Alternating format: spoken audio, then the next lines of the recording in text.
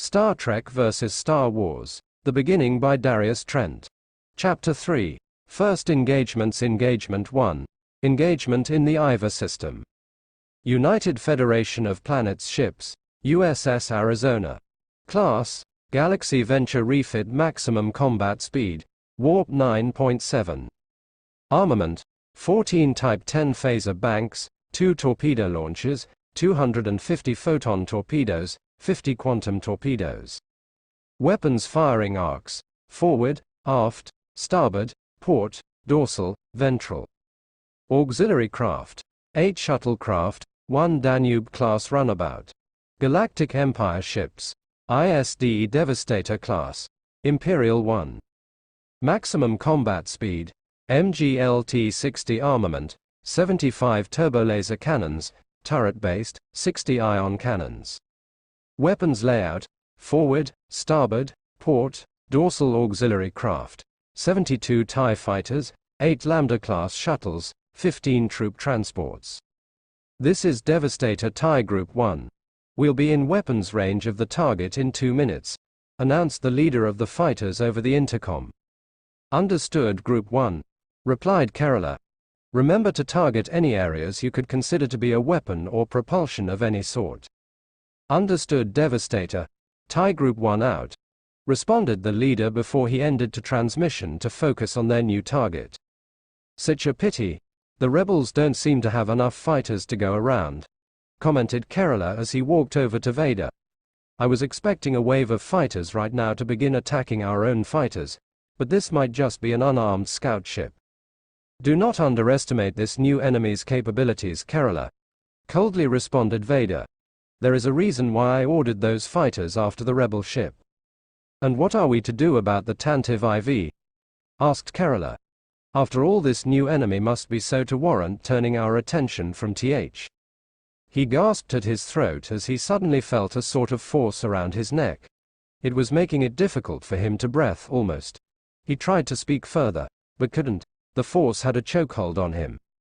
He fell to his knees, holding his throat while trying to breathe. Vader must have been using his mysterious force abilities on him. He looked up to confirm his suspicions. Vader was indeed holding his hand in a chokehold position, aimed at his throat. He almost looked like he was about to close his hand into a fist, but then he suddenly released it, leaving Kerala gasping on the ground. Next time you question my orders again, you will not survive another force choke, Vader warned. Is that understood? Yes, my lord, weakly replied Kerala. He got up and hurried away from Vader and moved to stand above the fighter operations station in left trench on the bridge. Fighters are engaging in 10 seconds, announced the lieutenant at fighter operations. Everyone that could see out the bridge windows looked up at what they expected to be a minor detour from their current operation. The fighters opened fire with their twin laser cannons on the Arizona, only for their shots to be harmlessly absorbed by the shields. TIE Group 1 to Devastator. We're unable to penetrate the shields of the rebel starship. Looking for, was all the group leader could say before the Arizona fired several beams of energy at different fighters, including the group leader's fighter. The Arizona continually fired on the other fighters, eliminating each in one shot as they attempted to go to the rear, where they thought they would find a blind spot in the Arizona's weapons, shields, or both. However, they quickly found that the Arizona wasn't lacking in either area at the rear. Establish contact with another fighter, ordered Kerala. Pretty quickly there was another TIE fighter on the intercom.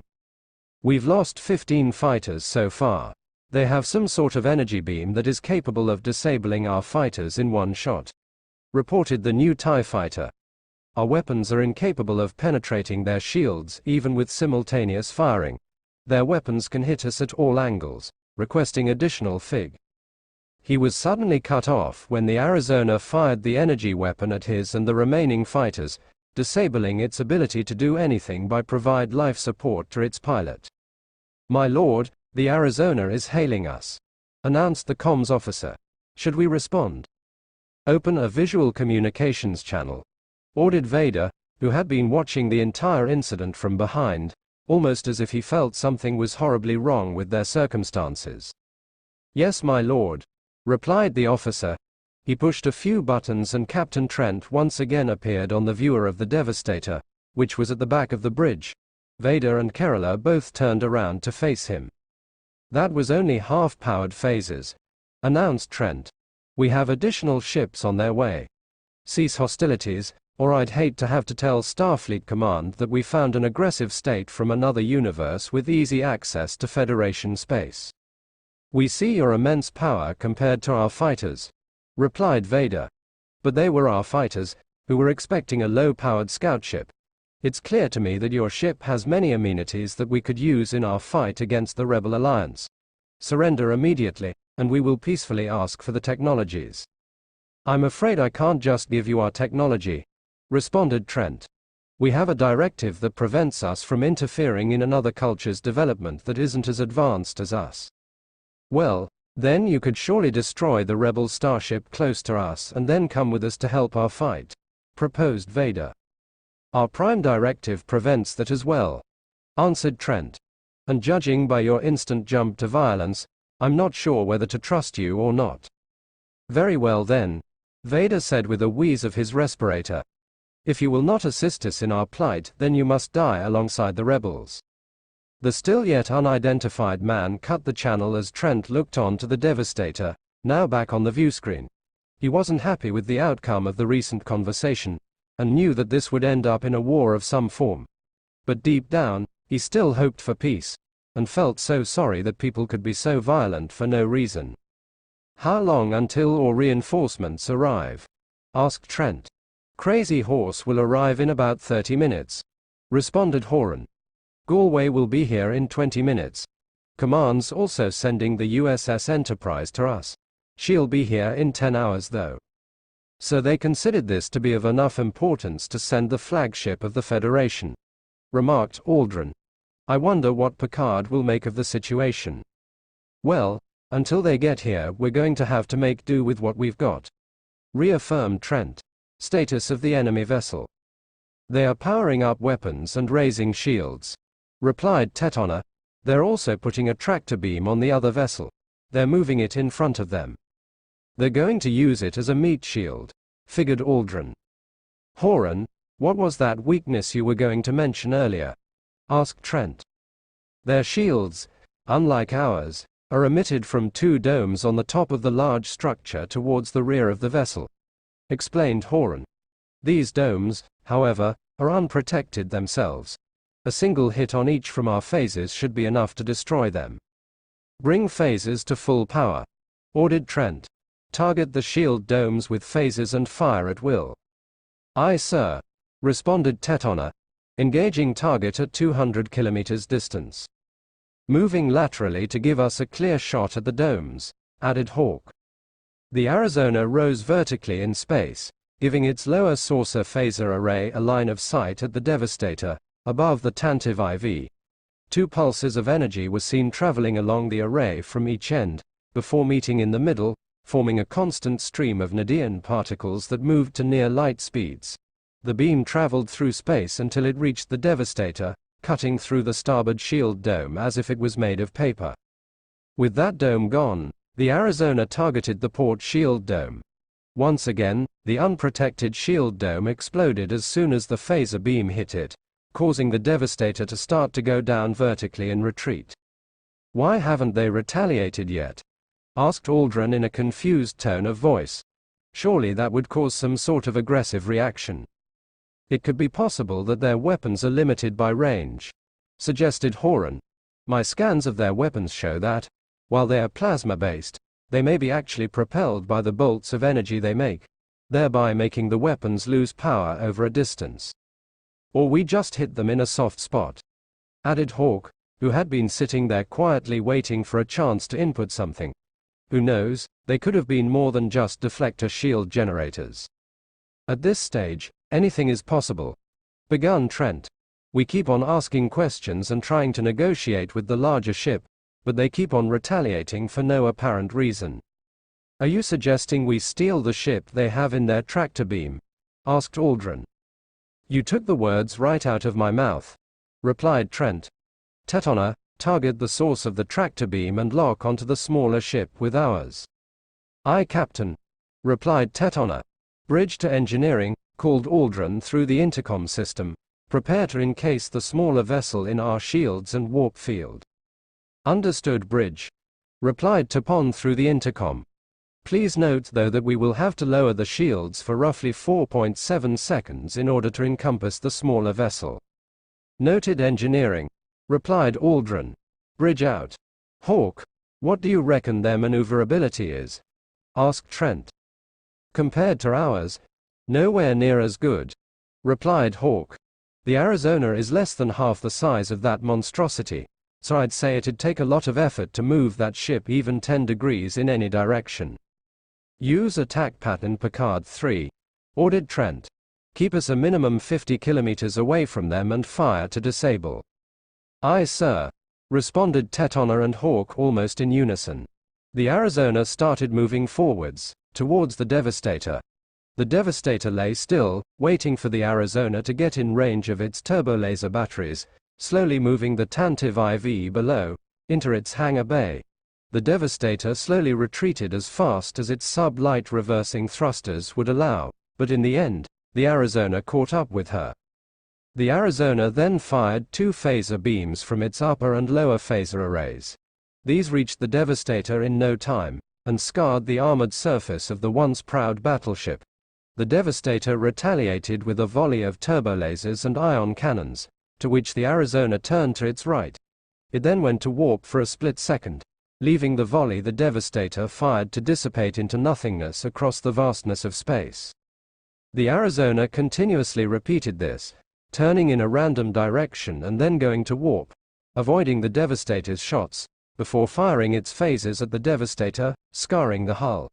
Occasionally a random shot from the Devastator would hit, causing the shields of the Arizona to flare blue upon contact.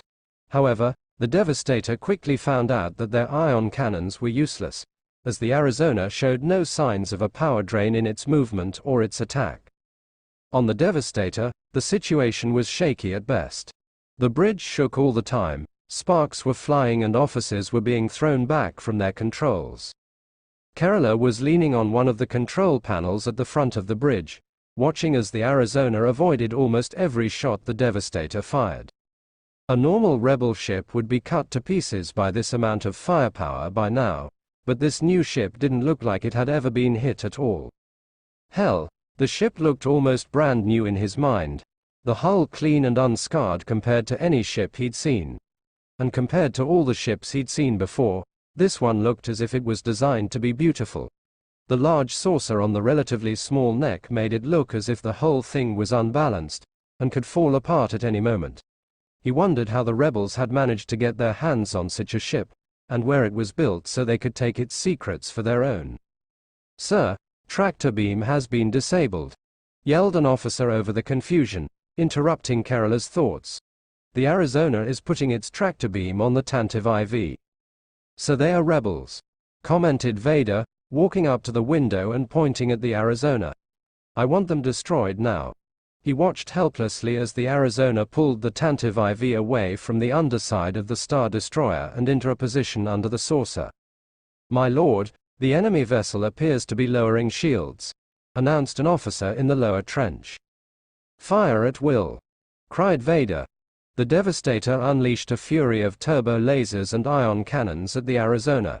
For the 4.7 seconds the shields were down, the Arizona was hit hard. Some of the shots went through the massive gaps in the structure, but others hit the now exposed port nacelle, which started losing color and leaking a blue plasma. Some more hit the neck, causing unknown damage from the Devastator's perspective and scarring the surface of the once pristine starship. Then suddenly the shields went back up, saving the hull and other vital systems from further abuse. The Arizona weakly made a hard turn to starboard, then enveloped itself and the Tantive IV in a translucent beige energy field, which quickly disappeared. Before anyone could ask, the Arizona and the Tantive IV suddenly started to stretch out into the distance before snapping forward and disappearing in a flash of light. "My lord, the Arizona and the Tantive IV have moved out of visual range," reported Kerala after he quickly checked with one of the crewmen in the right trench of the bridge. "Should we attempt to pursue?" "That would be pointless," replied Vader. They could be anywhere right now, and we're in no shape to fight something with that sort of ability alone.